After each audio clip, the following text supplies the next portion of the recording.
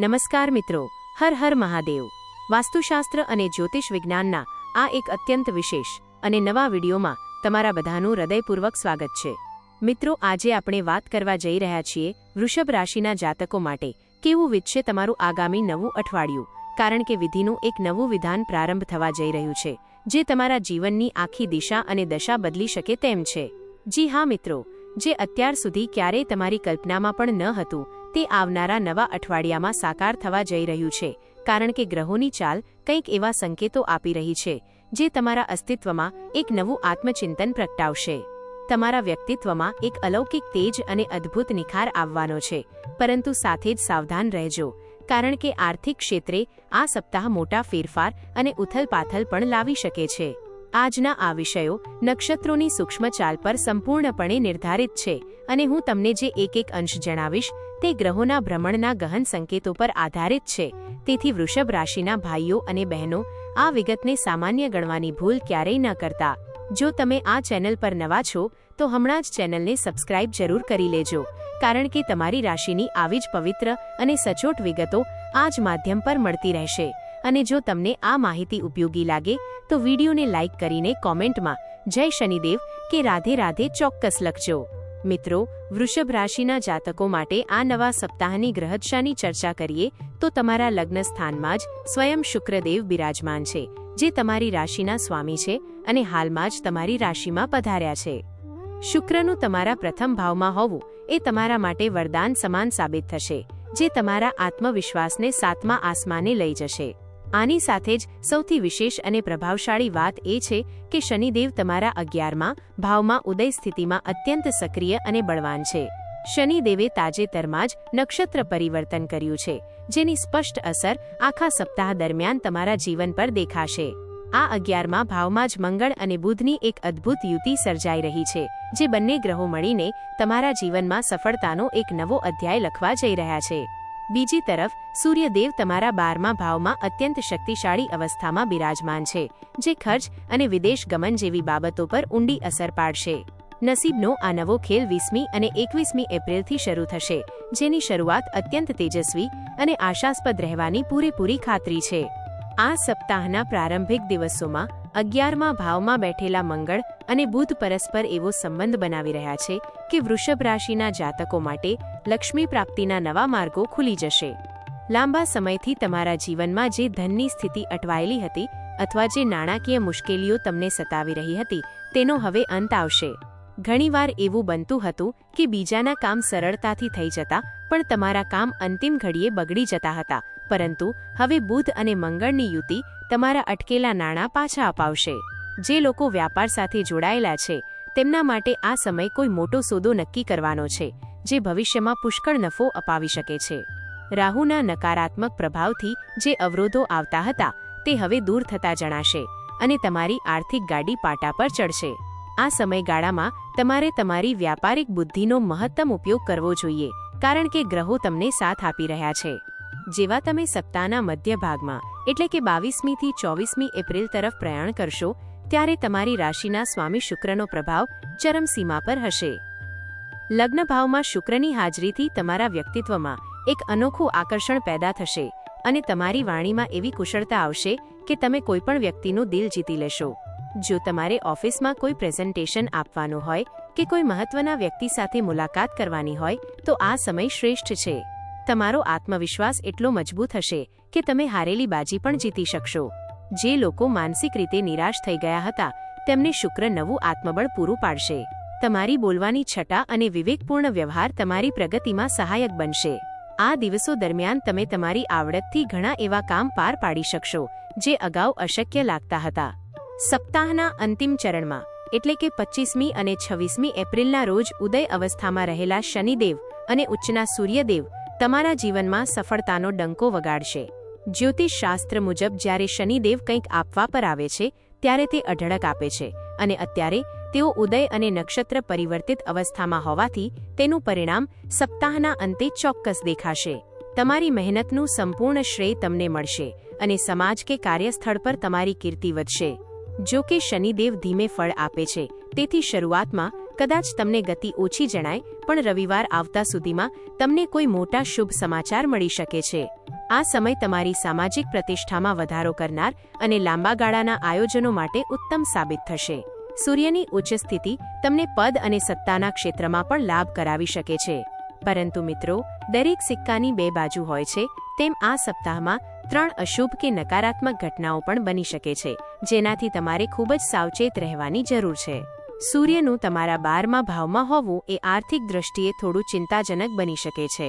આ ગ્રહસ્થિતિ એવા ખર્ચાઓ લાવી શકે છે જે અણધાર્યા હોય અને જેને તમે ટાળી ન શકો. કદાચ તમે બચત કરવાનું વિચારતા હોવ, પરંતુ અચાનક કોઈ બીમારી પાછળ કે કોઈને ઉધાર આપવા પાછળ તમારું નાણું વપરાઈ જાય તેવું બની શકે છે. 12મો ભાવ એ વ્યયનો ભાવ છે, તેથી તમારે નાણાકીય વ્યવહારોમાં ખૂબ જ તકેદારી રાખવી પડશે. ખોટી જગ્યાએ રોકાણ ન થઈ જાય અથવા કોઈની છેતરામણીમાં ન આવી જાવ તેનું ધ્યાન રાખજો. આ આર્થિક ઉથલપાથલથી બચવા માટે તમારે માનસિક રીતે તૈયાર રહેવું પડશે. બીજી મહત્વની સાવચેતી એ છે કે જ્યોતિષશાસ્ત્રમાં 12મો ભાવ એ આપણી ડાબી આંખ સાથે પણ જોડાયેલો છે. આ સપ્તાહ દરમિયાન તમારે તમારી આંખોનું ખાસ ધ્યાન રાખવું પડશે. ખાસ કરીને ડાબી આંખમાં પીડા કે બળતરા જેવી સમસ્યા થઈ શકે છે. સૂર્યની ઉગ્રતા અને અન્ય ગ્રહોની સ્થિતિ તમારી ઊંઘમાં ખલેલ પાડી શકે છે, જેના કારણે તમે માનસિક રીતે થોડા ચિંતિત કે થાકેલા રહી શકો છો. પૂરતી ઊંઘ લેવી અને આંખોને આરામ આપવો એ તમારા માટે અનિવાર્ય છે. જો તમે સતત કમ્પ્યુટર કે મોબાઈલ પર કામ કરતા હોવ તો આ સપ્તાહે થોડો બ્રેક લેવો જરૂરી છે. સ્વાસ્થ્ય બાબતે જરા પણ બેદરકારી ન દાખવતા, કારણ કે નાની સમસ્યા મોટું સ્વરૂપ ધારણ કરી શકે છે. ત્રીજી સૌથી મોટી અને સૂક્ષ્મ ચેતવણી એ છે કે શુક્ર અને મંગળની સ્થિતિ તમારા અંદર અજાણતા જ અહંકાર કે અતિ આત્મવિશ્વાસ પેદા કરી શકે છે. જ્યારે આપણને સફળતા મળવાની શરૂ થાય છે ત્યારે ઘણીવાર આપણે જમીન પરથી પગ ગુમાવી દઈએ છીએ. રાવણનું ઉદાહરણ આપણી સામે છે, જે અત્યંત શક્તિશાળી હોવા છતાં અભિમાનને કારણે સર્વસ્વ ગુમાવી બેઠો હતો. તેવી જ રીતે ગ્રહો તમને ઘણું આપવાની તૈયારીમાં છે, પણ જો તમે અહંકારી બની જશો તો મળેલી વસ્તુઓ જવામાં પણ વાર નહીં લાગે. તમારે હંમેશા વિનમ્ર રહેવું પડશે, વડીલોનું સન્માન કરવું પડશે અને પૈસાનો દેખાડો કરવાથી બચવું પડશે.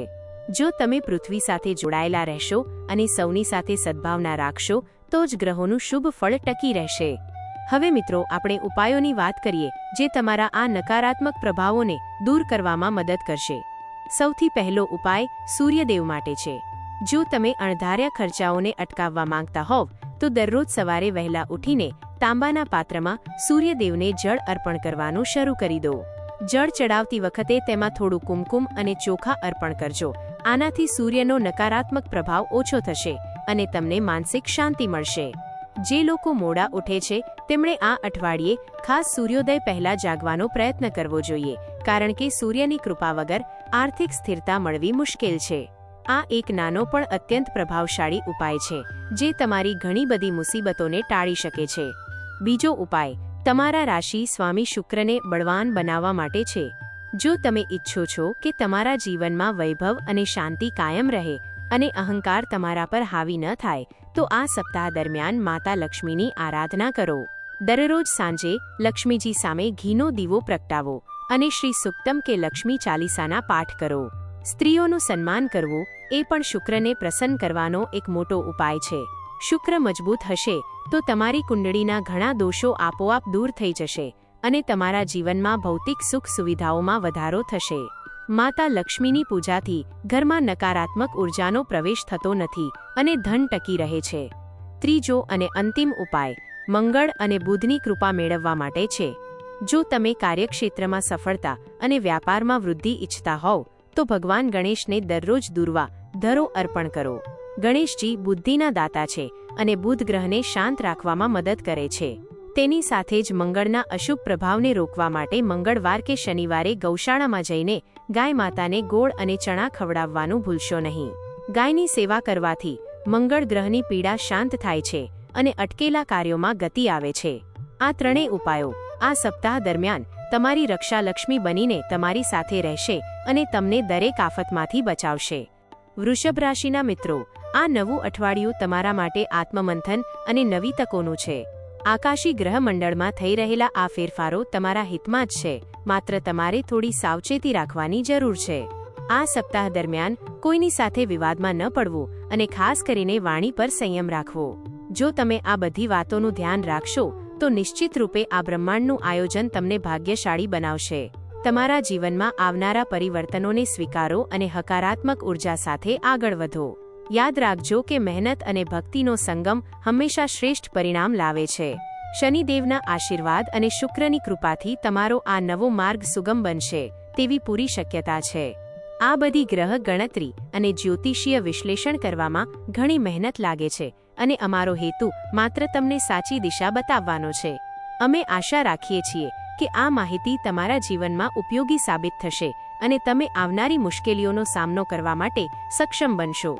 જો તમને આ વિડિયો ગમ્યો હોય અને આવી જ વધુ જાણકારી મેળવવા માંગતા હો તો ચેનલને સબસ્ક્રાઇબ કરી લેજો અને બેલ આઇકનને દબાવવાનું ભૂલતા નહીં, જેથી નવો વિડિયો આવતા જ તમને તુરંત ખબર પડે. તમારા મનમાં જો કોઈ પ્રશ્ન હોય અથવા તમે તમારી રાશિ વિશે વધુ જાણવા માંગતા હો તો નીચે કોમેન્ટ બોક્સમાં ચોક્કસ જણાવજો. અમે તમારા પ્રશ્નોના નિરાકરણ લાવવાનો પૂરો પ્રયત્ન કરીશું.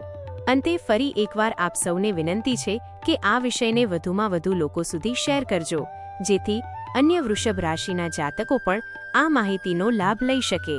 તમારા પ્રતિભાવમાં જય શ્રીરામ અથવા જય માતાજી જરૂર લખજો, કારણ કે તમારા શબ્દો અમને નવું કામ કરવા માટે મોટું પ્રોત્સાહન અને પ્રેરણા આપે છે.